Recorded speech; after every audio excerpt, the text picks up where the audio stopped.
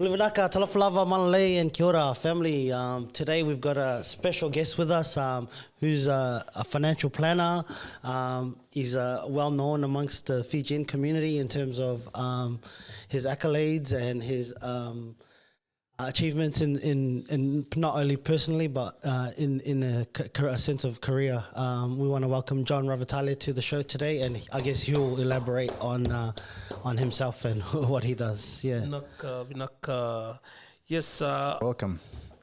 Thank you, guys. It's a pleasure to be here. I am a financial advisor. I've been in the game for about a little over 15 years. I've been licensed for about 2 of them, and I just like helping people, and I'm pretty good with numbers, and I like to say that my past has sort of brought me to where I am, but I also like looking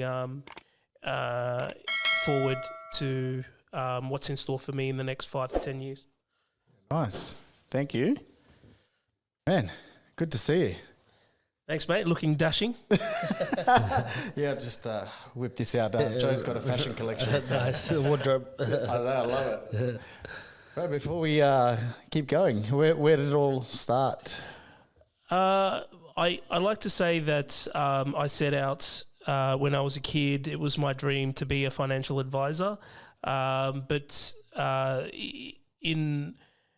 in reality, I grew up out west. I'm a Western Sydney kid, born and raised, and we sort of grew up in the tough parts of Western Sydney. But I always had my family and close friends around me. But the most important thing is I had my faith as well. That kept me through a lot of hard and difficult times. I think what some would call, I don't know the term, a bit of a nerd. No. I was, just to give you some of my nerdy ways, I started off in English as a second language in kindergarten because my father and mother were traditional Fijians, second generation. They came here in the 80s, and my first language when I was a kid was Fijian, and after coming off English as a second language, I was actually a really good performer in maths. There's a thing called I think it's called NAPLAN now. I would, relative to the area that I grew up in, I would actually do really well in the numeracy part. But I also enjoyed chess. I was a chess champion in primary school. My next door neighbour taught me the recorder. I used to busk in Manly. That was an experience with his son. I'm learning so much about you right now. There's a side you didn't get to see. I'm learning so much. I was also in the debate team in primary school, which was pretty funny. There was a lot of debates at home as well. Yes, there was. But having said that, look, I still was a normal Fijian kid who grew up in the church, who enjoyed footy as well, playing at church at times, and playing tips, getting up to mischief. Just a normal kid, but had God's blessing in different ways. Some people are blessed with the gift of the gab. Some people are blessed with being athletic, sporty, and I was pretty blessed to be decent in academic stuff. I was saying, you said you're good at maths and obviously a so-called self-proclaimed nerd, but how do you, with financial planning, was there anyone in the family that was doing that at the when you were younger, or where'd you see that? My mum was in banking, in different middle management roles, not specialising in a particular field, but she was in the corporate world. the old man was. I keep learning every time. All you saw was all I saw was outside. I was just over there eating all the food. Shout out to Viniana Ravatali. Thank you. She's now a reverend at a church, the Fijian Methodist. It's affiliated with the Australian Uniting Church. And the old man who he was in the rails for 30 years. And Pretty he's much just a CEO. No comment. No, CEO of culture that time. He's unhappily retired at the moment, but yes, we're mum's still working. But in terms of finance, I sort of landed in the role. I did work experiences in mum's company, and then I thought, I could do this. This is pretty piss easy, and had a red hot crack and. Was that the bank, your mum's company, or it was Citibank, and then she moved on to a few others. Yep. Yeah, nice. Yep. How did you and Izzy know each other? Like, what was the connection? I was a lost puppy. Everyone knows Izzy. That's a true answer.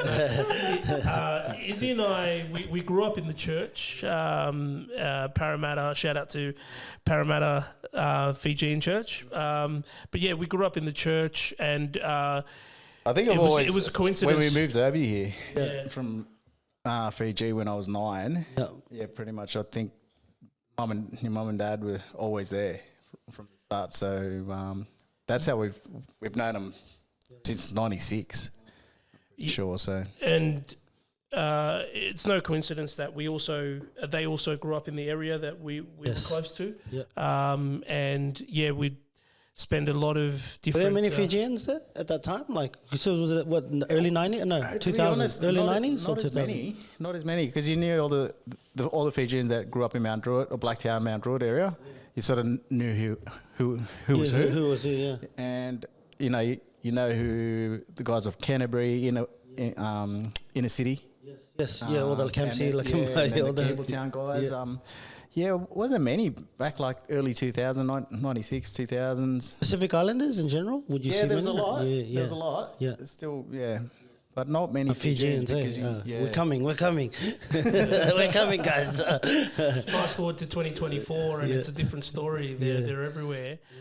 Shout out to Westfield Mount Druitt. Yeah, that's the one. Make sure you say hello. Don't guys me. Don't guys me. When we say Bula, say Bula back. That's it. Make sure you got your visa on you when you say Bula. That's one time. These ladies, I was walking past them and in Blacktown, and they're looking at me. And Bula. They're like, Bula. And they started speaking Fijian. And I just said, I was in Klanoswabiti. And then I kept walking. I turned around, I looked at them. Now I'm only joking.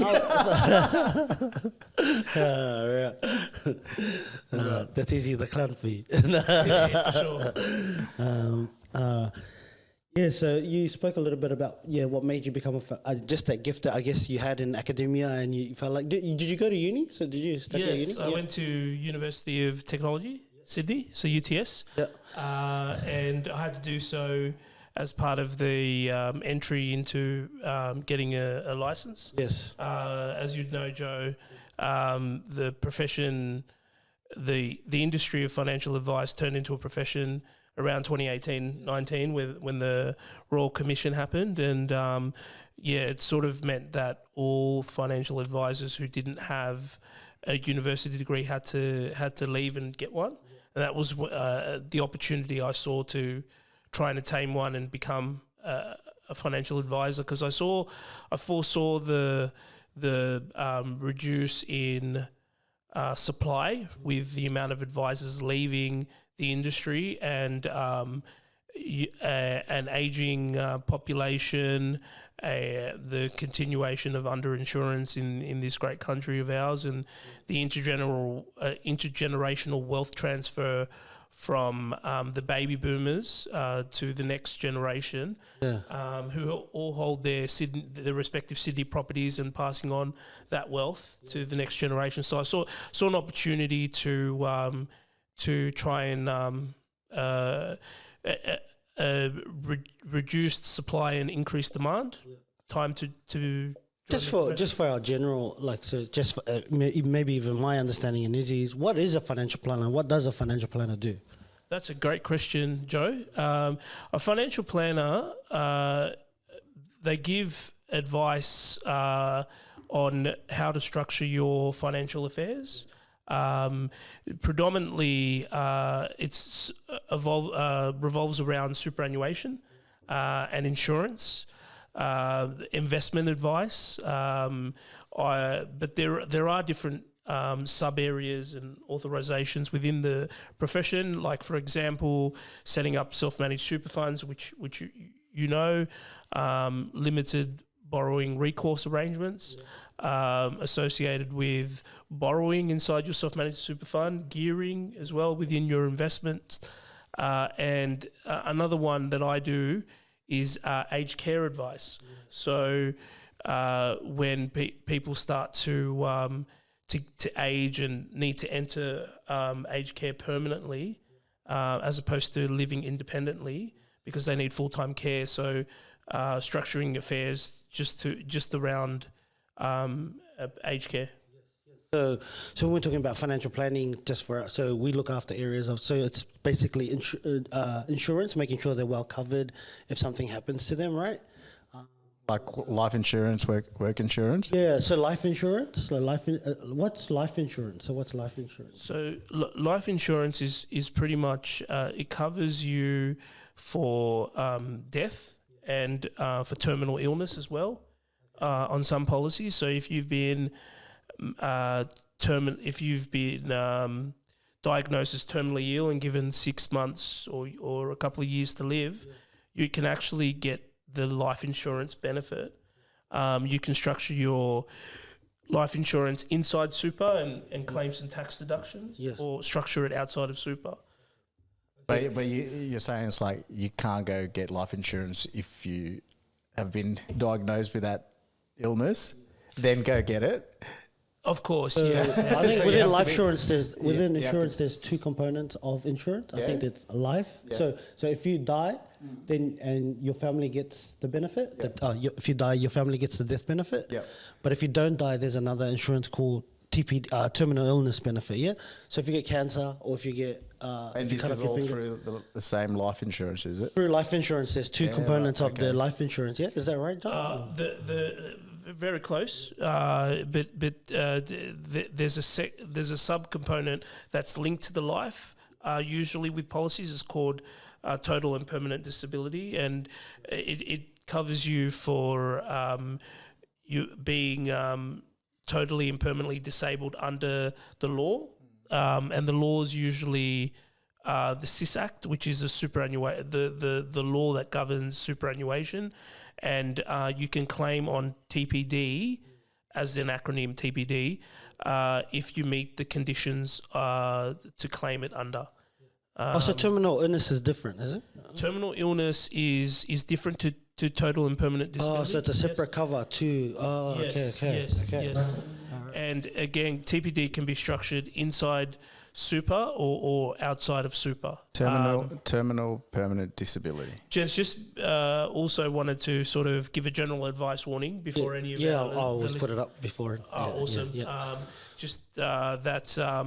Nothing that I'm saying is personal financial advice. If you're looking for advice that takes into account your circumstances, feel free to give me a call and we can have a chat. But this is all general advice. Beautiful. Definitely, guys. So don't make any decisions without seeing John first about your situation. Yep. So we just furthermore, life insurance, TPD. There's other types of insurances that we deal with. The other one's trauma, which is the one that you're referring to with cancers, and there's some interesting statistics about. That I was recently sent, suggesting the amount of people who suffer from cancer, and breast cancer's the highest cancer amongst women. It probably accounts for just over 50% of all cancers. Lung cancer affects lung cancer and bowel cancer for men. It's about, according to some of the stats, about 3% of the population. Yeah, wow. So, but anyway, trauma cover covers you for not only cancers, but covers you for heart attacks and strokes and other traumatic health events. You can't structure trauma inside superannuation, unfortunately, but that's probably the most valuable out of all the insurance policies that a financial advisor can give to you, and walk you through the claim experience if you ever need to claim. Obviously, with insurance, the way the insurance game works is you pay a premium for each of the covers. If you structure it inside super, it doesn't have to come out of your pocket. But if you structure it outside of super, it does come out of your own cash flow, your own pocket.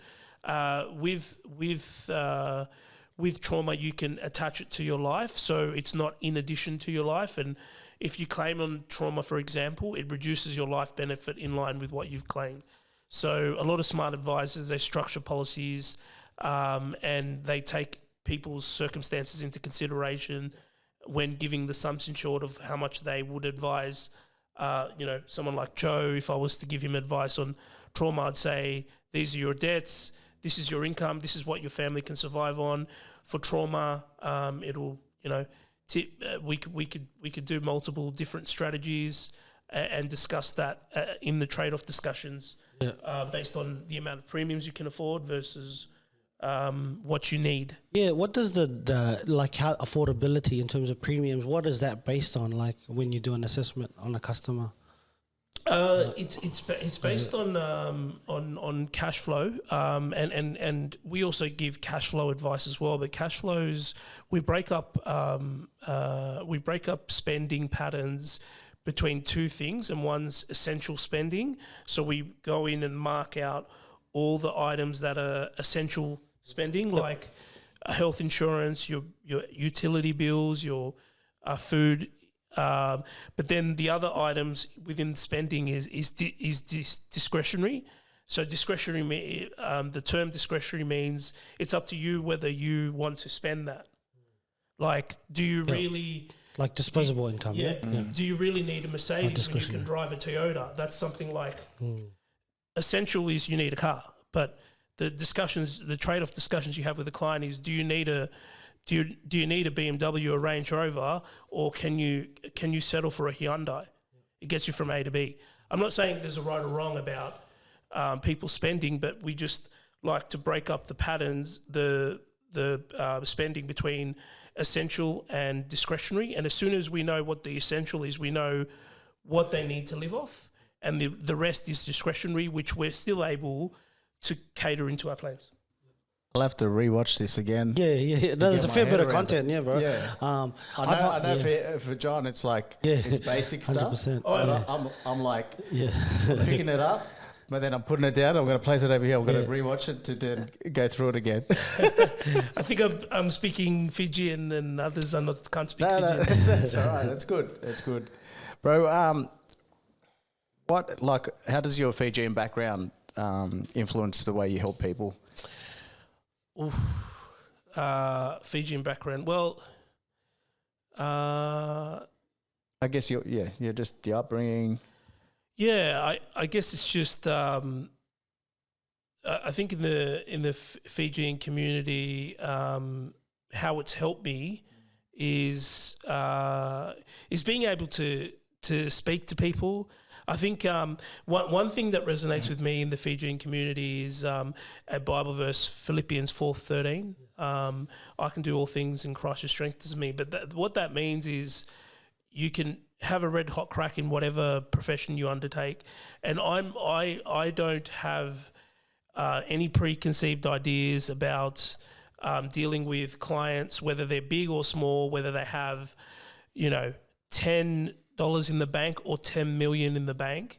Like for me, I just see them as people, and I can chat with them and conversate with them, and I'll be okay with that. And I think I got that from my Fijian heritage because, we have a lot of role models that we look up to in the Fijian community, and yeah, one of the philosophies is if God's in it, there is no limit. Like nothing overrules me. I mean, my parents, they like who raised me in the Fijian community as well, they came to this country with, you know, I don't know how much money they had in their pocket, but I'm sure it wasn't much. And they've been able to build a life for themselves here. So I think like being Fijian is a bigger part of the ethnic mentality. Yeah, So awesome. you We're come more here than with that, nothing, Yeah. why not? Like, why not have a crack? Why not start a business or start a podcast and have a red hot crack, trying to change lives and trying to make people's lives better. Yeah. Getting me fired up, man. I'm going for this. I'm about to run it from the back fence. Give me the ball. So I'll take it up, coach. No, I think, Johnny, that's one of the I things. think that's what the Rabbitohs need, though. Get the Rabbitohs last night. I was going to say, John, that's one of the things I think that attracted me to you. Like last year, when I think it was last year maybe, or the year before, where you called me and you're like, hey, I'm John. I'm really passionate about helping our community, as the Pasifika community, you know, in terms of home ownership and getting their finances in order. And for me, I've never had a call like that before. For me, it was like strange. A Fijian financial planner is calling me, like, you're probably like, what's in it for him? Yeah, that's what was in my head. Like, I hope this guy, like, let me suss this guy out. That's a mentality, though. Let me suss this guy out to make sure he's not gonna rip anyone off, you know? What? And like, look, we're talking about how it's helped, but there's also stuff, and it's probably how it's helped because I know how Fijians think. As soon as you have a conversation with someone, like, oh, who's the mother? Yeah. What background do they have? Oh, no, I don't trust Don't trust that fella. To one of the aunties. You know John Ravatali? What does he do? So yeah, no, in that way, like I think, you know, and after having done some work with you, I've come, like we've sort of developed some trust and we've seen, you know, our professionalism come through and I think that's really important when we're working in a community, I think, is the trust and the trust factor, the professional, that the guy's going to do the right thing. You know, he comes from a good family. Yeah. His faith is strong. And the other thing too is, and there's a personal touch element. And, you know, people see on the exterior how great of a bloke Joe is. But I know him personally and he's been through so much. I mean, we don't have enough time in the podcast to talk about it, but he's come from Fiji to go to New Zealand to come here, and he's having a red hot crack. He's got a lovely family. He's opened his doors to us to have this podcast, and for those who don't know Joe, he's got a big heart, and he's in it for the right reasons. I wouldn't be here if he wasn't. Thank you. Yeah, so in terms of money and our community, what changes do you think that we might need to sort of undertake, or what are the things you can see that or suggest that may help us improve our habits or what affects it? Like, are we affected? Like, how do we perceive money as Pasifika from your point of view? Definitely the market.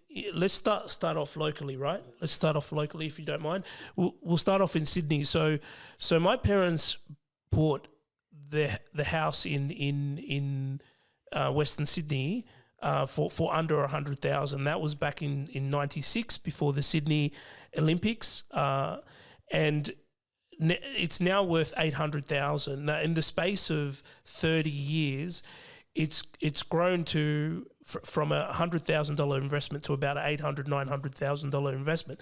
So if you think about that, if you do the maths, we're in 2024. Where do you think we'll be in 2054? Because I know we'll be in our 60s, 70s, but do you think property will remain at 900,000? No, and that's and the other thing that we sort of need to look at is not only a term called inflation. So inflation means what a dollar is worth today isn't what it's going to be worth this time next year. The cost of living goes up each year. Like, what are people paying rent? Like, what were they paying 20 years ago? They weren't paying $700, $800 a week. So 20 years ago. What I guess the advice I would give is get into the property market ASAP. Have a crack at other markets. Sydney is a very tough market at the moment. People are being priced out and they're moving elsewhere. But don't settle for living. It's sort of like that. Yeah. That mentality of driving a Porsche versus driving a Toyota. You live within your means, but think smart, think long term. What are the legacy? So when I talk about 2054, what are you going to what are we going to leave behind for our kids? What are we going to leave behind for our grandkids? That's the sort of mentality we need to have.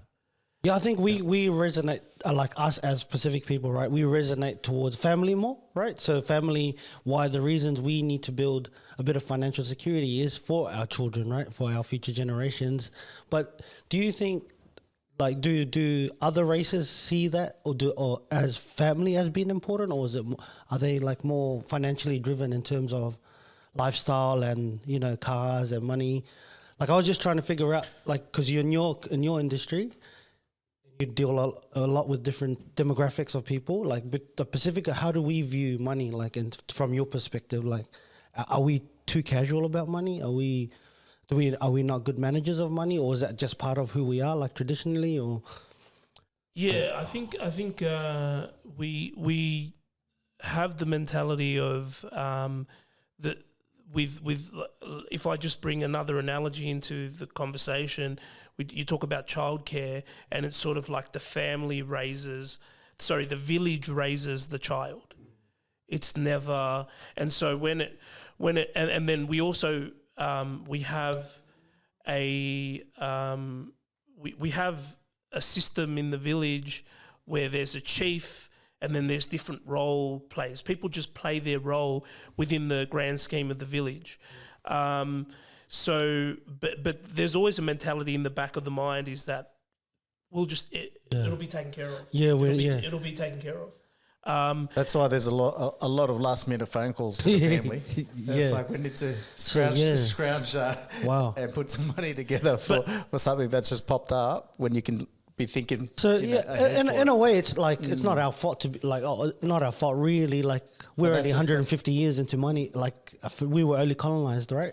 About 150 years ago, and money was never a thing. We were bartering or trading, or like you said, being raised in the village. And if we need something, everyone's just going to hook in and put it together and get it done. But money's been around for 3,000 years, and I feel like we. This is an abundant country. I think if we can get us as a community, our financial or our finances in order, or have a better grasp on how to manage it, or have people we could go to have a better understanding that can explain it in a way that you would resonate with, you know?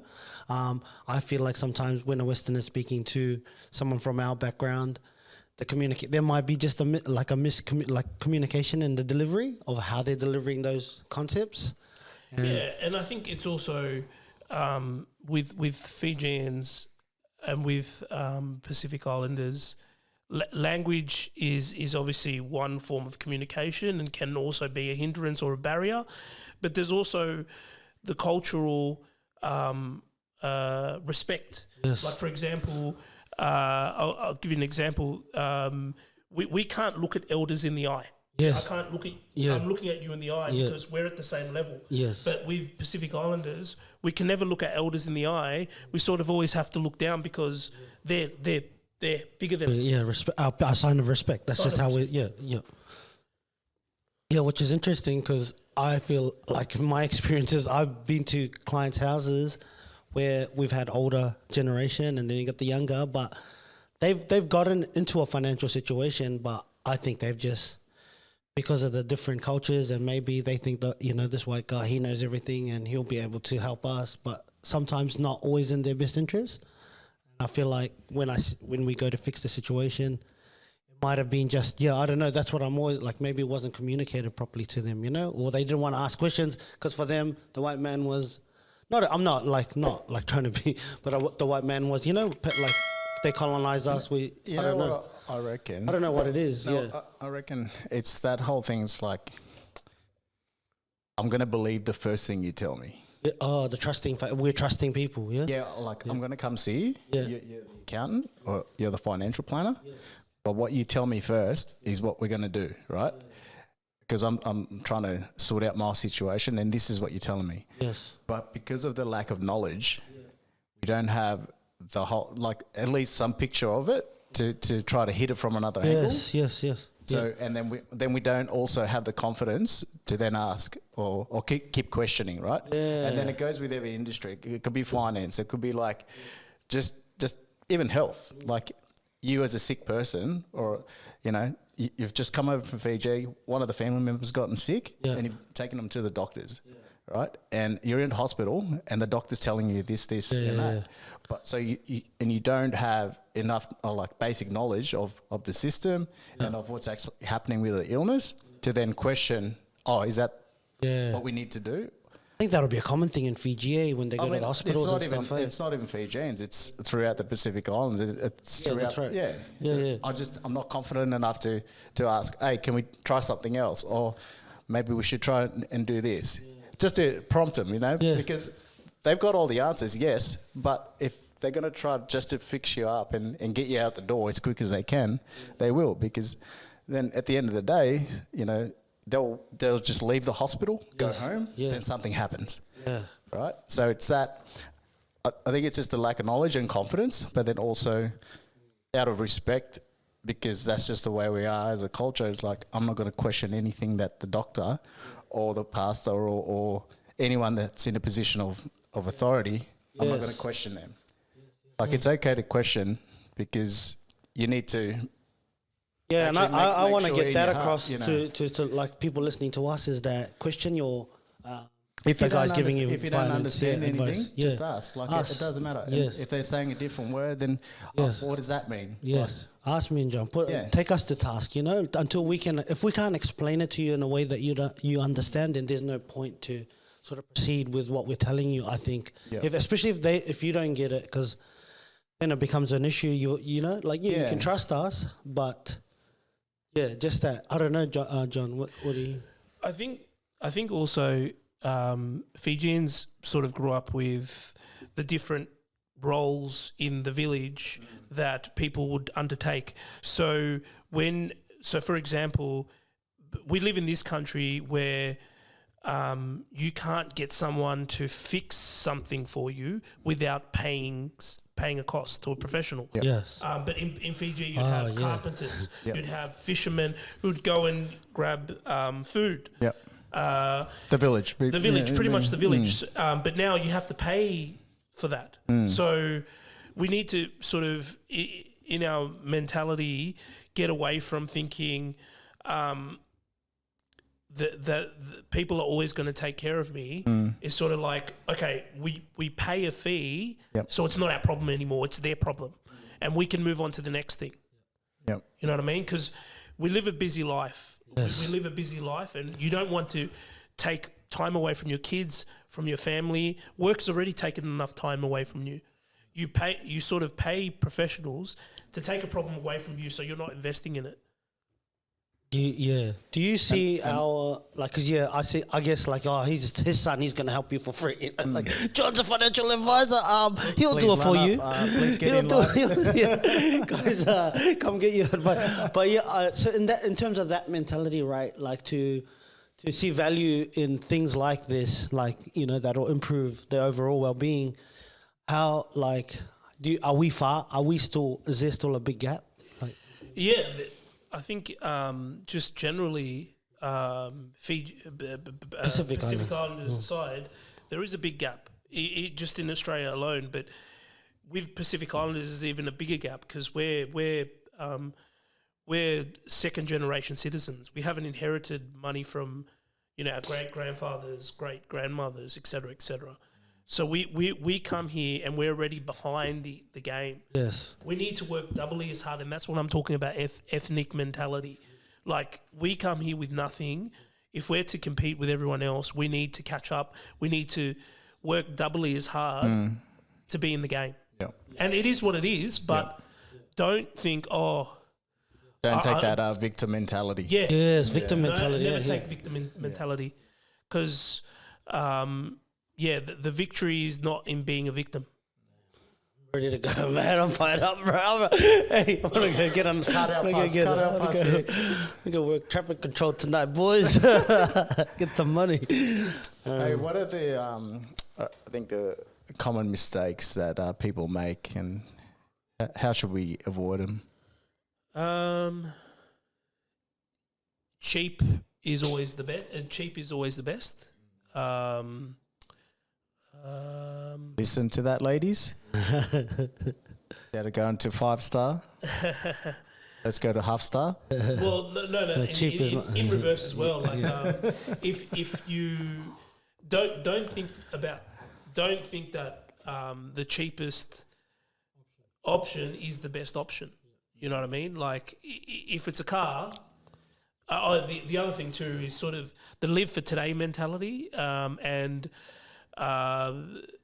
we sort of live on paycheck to paycheck. If we're not living for today and next week, you know, start small with today and next month. You know, what you get paid this week, think about now and in 3 months. Don't think, we've just received 2,000 from our pay in the bank this week. How do you usually break that up, like in percentage wise? Like, say, $100. Well, how much would you sort of break down? What do you put in what? Well, I don't want to get into my finances, but because we could be here for a while. Yeah, that's all right. We've got another 10 episodes with John Ravatali. I still tithe. Yep. I still tithe. Yep. So I take 10% of my pay before I even see it, before it's taxed, straight to the relevant. And that's the thing. People have charities. Not everyone. And thank you. I've been seeing the thing come through to my bank account. Time's easy.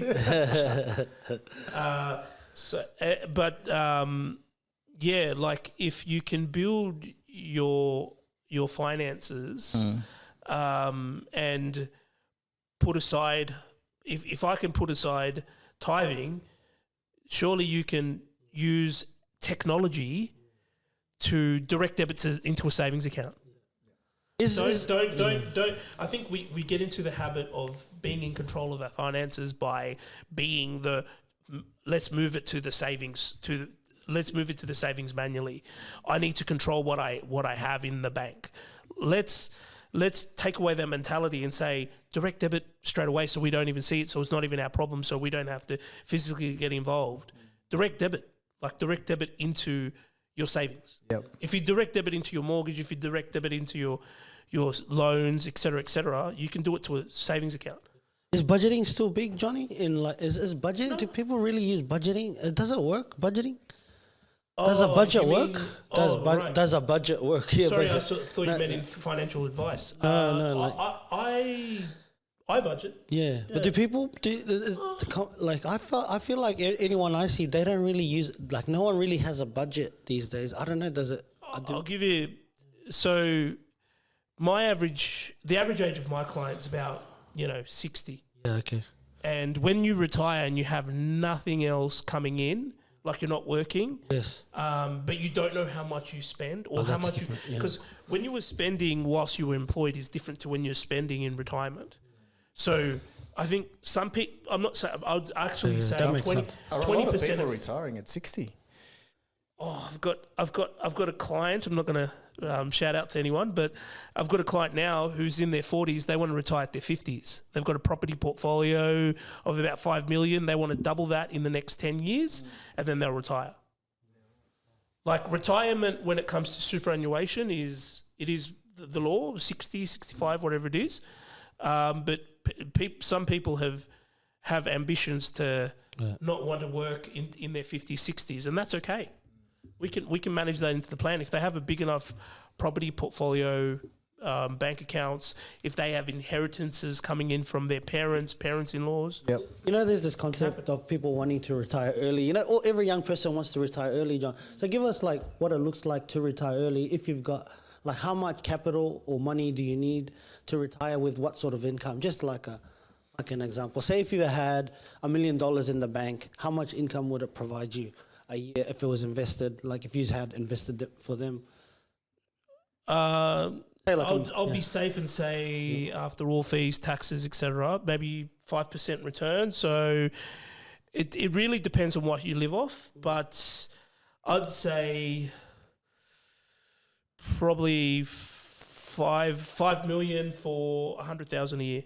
at 5 million, so And your capital of 5 million is protected throughout, but it earns about 100,000 a year.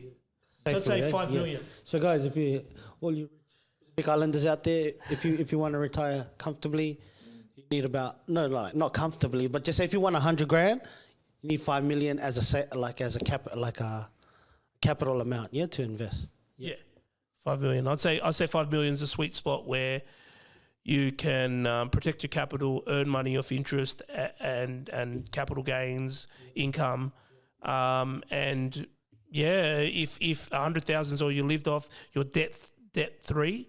Yeah, that's good. Okay, awesome.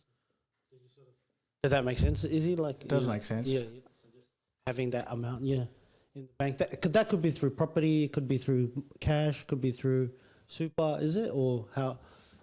Well, like the clients my clients they have 5 million in property now, but provides them rental that income. Isn't enough. That isn't enough for them. They want at least 10 million in property. It's all in property. So some people love property. A lot of people love property. It's sort of it's bricks and mortar. There's a tangible element when you put it in shares and investments. You can't touch it. It's control. I think it comes back to control. Yeah. You can hold something versus like if you. I feel like for us, like in terms of I feel like property is safe for most people. So I think it's always a good, if you don't know anything about investing or money, I think it's always a good starting point. Yeah. Well, my retort to that is safe is another word for comfortable, and I'll put it to you another way. If you go to the gym, and you're comfortable or safe doing 30 minutes on the treadmill, are you going to get the gains you want at the gym? No, you have to be comfortable with being uncomfortable. And look, I'm not saying for you to go out and put money into Bitcoin, but what I'm saying is, like the way our portfolios work is or our investment advice is you put your money across several asset classes, but the best of the best in each asset class, and that will earn a good enough return. But you don't put all your eggs in one basket. Is basically the mentality. Diversify. Diversify. That's the word. Diversify, and the other thing too is people put money in people put money in cash and expect their lives to change. They get an inheritance of 4 million and they expect, that 4 million is a lot of money, but if you put it all in cash, it's just going to be in cash. Cash and it's deflating, And with inflation, you're going backwards if you leave it in cash.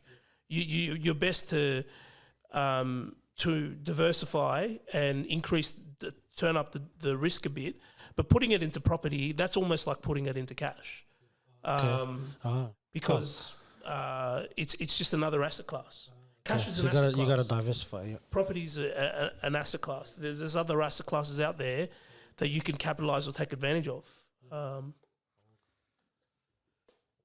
like it. We'll go to Johnny with our first few million. 100%. Where should someone start if they want to get better at their finances? Great question. Look, there's some really good online tools they could use, like that are free as well. On the Money Smart website, which is a government website for financial advisors, there's a budget calculator. You can start on there. There's also a few handy tricks, calculators, tools, projection tools on how much you want to retire on. To your question, how much you need, how long, like a certain amount of money will last you. But yeah, that's a good tool. There's a few apps out there. I'm not going to name them because I don't want to endorse a particular product or app on. They're not paying us yet. Yeah, so there's I guess just Google a few apps that do the trick for spending habits, budgeting, and also investments. I wanna ask you a little bit about aged care, Johnny, because I guess a lot of we getting older, our parents getting older. How does it work with aged care? You know, I always think like, okay, once my mum gets older, she's like say she's an Australian citizen. Who pays? Like she's on the pension, she doesn't have much savings, or yeah. Who pays for if say it ever came to a time where we couldn't really take care of her physically? You know, who pays for the care? Say if she had to go to a rest home. Great question. So that the answer to that question would depend upon if she's below the threshold of paying it personally, and that threshold I'd say is about 50,000. So if she has at least 50,000, if she owns a home, she has at least 50,000. Yeah, okay. If she So what they use that home as security type too. So she'll go into the home and they'll take some of the home, or how does it work? The only way that she would have that home excluded from the $50,000 test is if she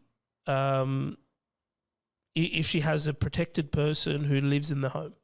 What that usually means, protected person, it means that they are a spouse, so like a husband or a wife. With and the only other protected person is an adult child that is financially dependent on that person. So if you're a normal adult like us, you're not a protected person. But I have clients who have children with lifelong disabilities, and they live in the home and they're protected people. Okay. So we go to a rest home. It costs what, $2,000, like $2,000 a month, $3,000 a month for say, an individual, like say mum or dad or someone's got to go to. We've got to put them into care, aged care. You'll find it's much more than $2,000. Okay. $3,000 a month. Because what happens is if you're not poor enough for the government to fully fund aged care, and like I said, it's about. So the government fully funds some of the aged care? People who only have $50,000 to their name. Okay. Yeah. And why I say 50,000, there's a lot of caveats, and again, if you have any listeners who are looking for advice, it's not as simple as 50,000. I say 50,000 because that's the lowest part of the low means threshold. For you, if you have more than the low means threshold, you have to pay the published RAD. Unfortunately, what does that mean? Published RAD. And RAD, what that means is refundable accommodation deposit. So aged care homes, let's just say down in Parramatta, you can pay RADs of up to 700, 800,000 to be there for whatever amount of time. So you do pay up front for the stay in aged care. Yeah. You pay up front. So people sell their houses. Yes. And then whatever they don't pay, they get back. Yeah. Or whatever. They only get back once they pass. Okay. But that goes to the family? Obviously, the family, the estate, yes, the estate. So what happens is when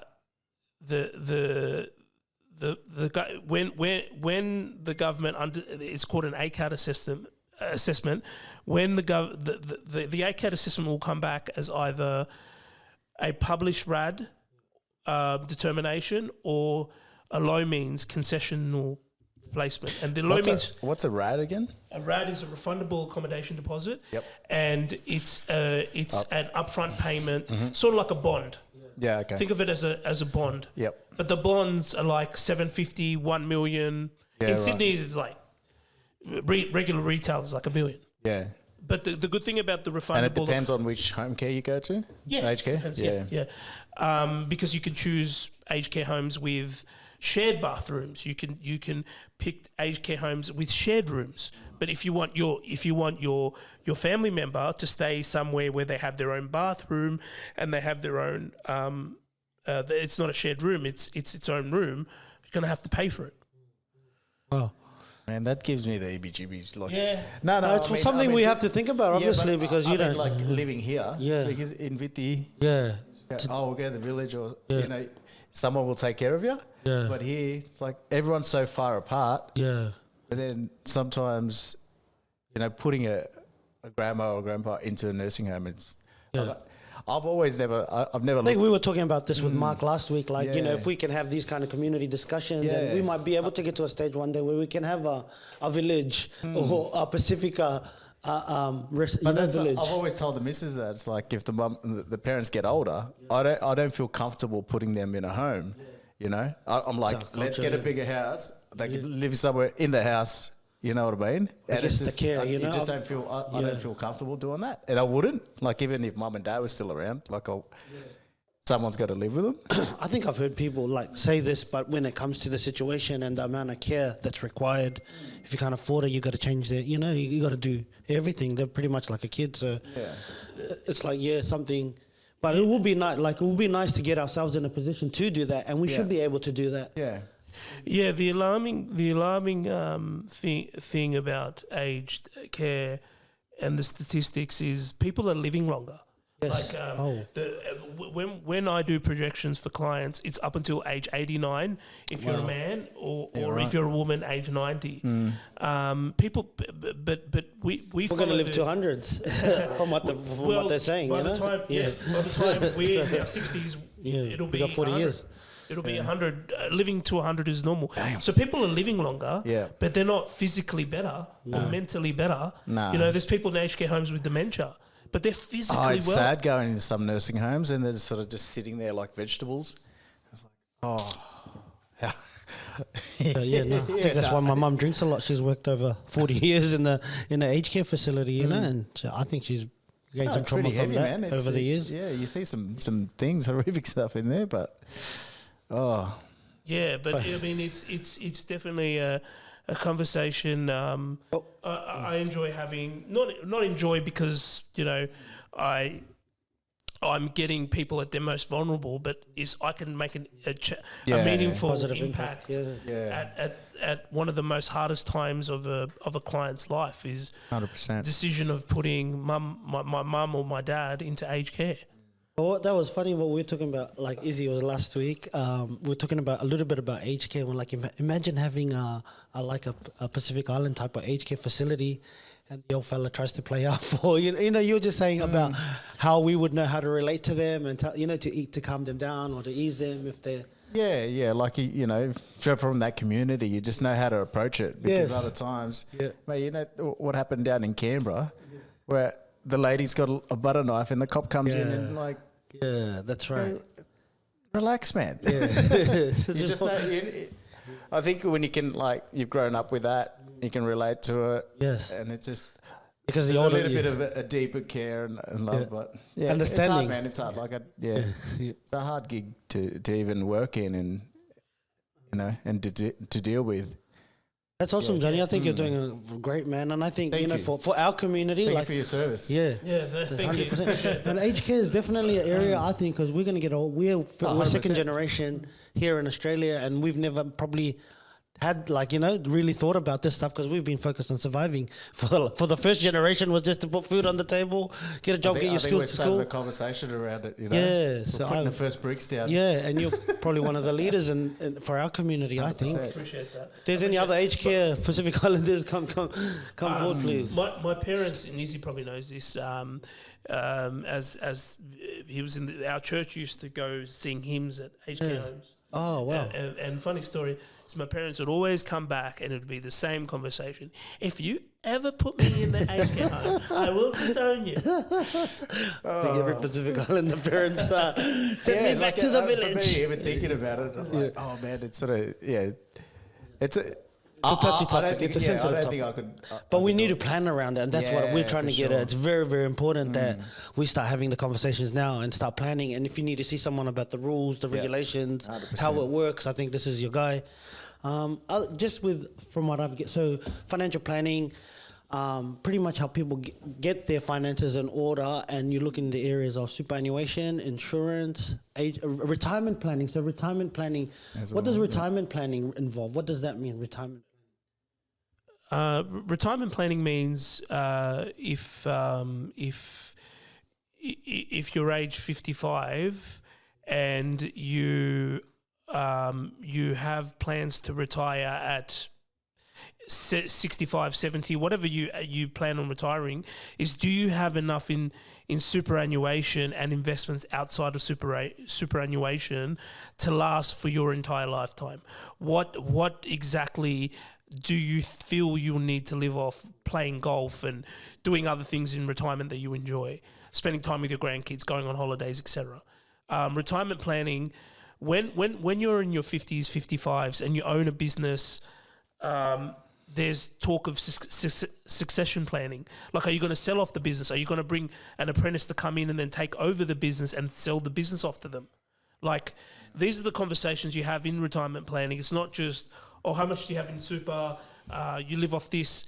It's an active conversation. When do you press the button and start drawing down your pension? Because whilst you're in super, you're getting taxed at 15%.